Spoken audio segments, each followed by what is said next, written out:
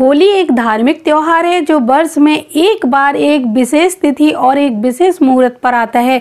इसीलिए इसकी पवित्रता का पूरा ध्यान रखना चाहिए। इस दिन किसी भी प्रकार के तामसिक भोजन और नशा आदि बुरी चीज़ों से बचकर रहना चाहिए, तभी इस दिन का शुभ प्रभाव आपको प्राप्त होगा। आइए जानते हैं होलिका दहन में क्या क्या सामग्री अर्पित करनी चाहिए। तो होलिका दहन के समय आपको जो सामग्री अपने साथ लेकर जानी है उसको नोट करिए।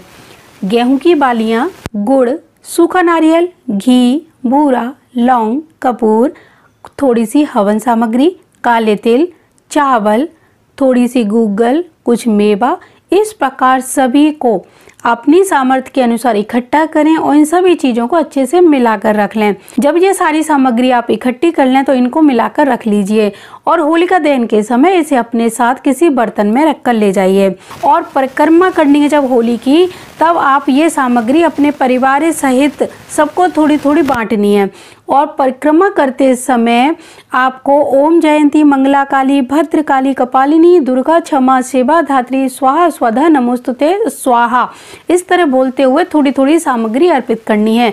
7, 11, 21 जितनी आपकी इच्छा उतनी परिक्रमा करें और हर मंत्र के बाद थोड़ी सी सामग्री आप अर्पित कर सकते हैं।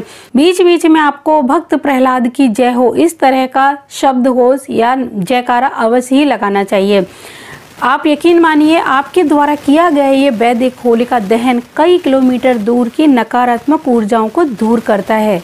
होलिका उत्सव के समय कुछ बातों का अगर हम ध्यान रखेंगे तो इस त्योहार का सकारात्मक प्रभाव हमारे जीवन पर पड़ेगा। हम पितृदोष के पाप से भी बच जाएंगे। तो चलिए जानते हैं वो कौन कौन सी बातें हैं जो हमें ध्यान रखनी चाहिए।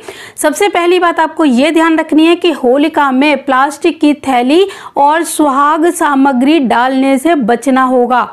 दूसरी बात, होलिका में फटे पुराने कपड़े, जूते, चप्पल डालने से बचें, इससे महापाप लगता है। तीसरी बात और सबसे महत्वपूर्ण बात यह कि होलिका दहन के लिए हरे भरे पेड़ों की कटाई करने से बचना होगा। ऐसा करने वाले को भयंकर पितृदोष लगता है। आप सूख चुके पेड़ों की लकड़ियां इकट्ठा करिए, गाय के गोबर के बने उपले कंडे उनको इकट्ठा करिए और उनसे अपनी होलिका दहन का जो कार्यक्रम है वो करके देखिए। यकीन मानिए अगर हरे भरे वृक्षों को काटकर होलिका दहन में जलाया जाता है तो भयानक पितृदोष लगता है जो हमारी 3 पीढ़ियों को बर्बाद कर देता है। तो सूखी लकड़ियां बहुत सारी मिल जाती हैं, आपको थोड़ी सी मेहनत करनी पड़ेगी। सूखी लकड़ियां लाइए, कंडे लाइए और उनसे होलिका दहन सामूहिक रूप से बहुत ही अच्छी तरह से मनाइए। यकीन मानिए अगर आप इन बातों का ध्यान रखेंगे तो इस होलिका दहन के बाद आपके जीवन में बहुत ही सकारात्मक प्रभाव देखने को मिलेंगे। साथ ही आपके घर में अगर पितृदोष के कारण जो परेशानियां हो रही हैं उन पितृदोष में भी कमी आना शुरू हो जाएगी। होली वाले दिन महिलाओं को कौन कौन से वो 3 काम है जो नहीं करने। महिलाओं की सेफ्टी पॉइंट से मैं 3 आपको टिप्स देने जा रही हूँ जिनको आप अगर फॉलो करते हैं तो यकीन मानिए आपको इनसे अत्यंत लाभ मिलने वाला है।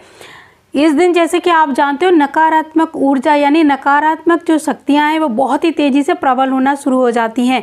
ऐसे में होलिका दहन की रात को सड़क पर पड़ी किसी भी वस्तु को ना तो छूना है, ना उठाकर घर लाना है और ना ही चौराहे के आसपास जाना है। दूसरी बात ये ध्यान रखें कि होली वाले दिन महिलाओं को अपने बालों को बांध कर रखना चाहिए और हो सके तो ढक कर रखें। तीसरी बात ये ध्यान रखें कि जिन लोगों की शादी इस साल हुई है या फिर जिन महिलाओं का इस साल पहला होलिका उत्सव है वो महिलाएं होलिका दहन को ना देखें।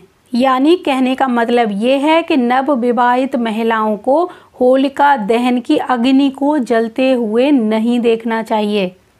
अगर आप इन 3 बातों का ध्यान रखेंगे तो यकीन मानिए आपके जीवन में बहुत ही सकारात्मक प्रभाव देखने को मिलेंगे।